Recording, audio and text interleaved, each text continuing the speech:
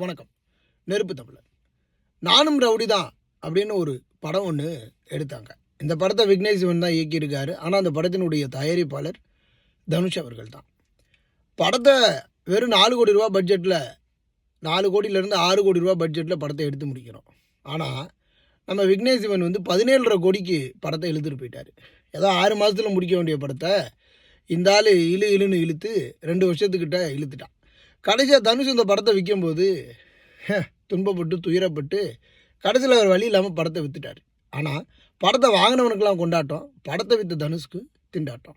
என்னடா நடந்துச்சு அப்படின்னு பார்த்தா, விக்னேஷ் சிவன் எடுத்த காட்சிகளை திரும்ப திரும்ப எடுத்து நயன்தாராவை இம்ப்ரெஸ் பண்ணுறேன்னு சொல்லி நயன்தாராவை இம்ப்ரெஸ் பண்ணி நயன்தாராவை காதலித்து அதற்கப்புறம் இவங்க 2 பேரும் கேரவனுக்குள்ளே போய் கிஜு பண்ணி இந்த சாதாரணமாக முடிக்க வேண்டிய படத்தை அசாதாரணமாக பார்க்குறது தான் இது பிரச்சனைக்குரிய காரணம்.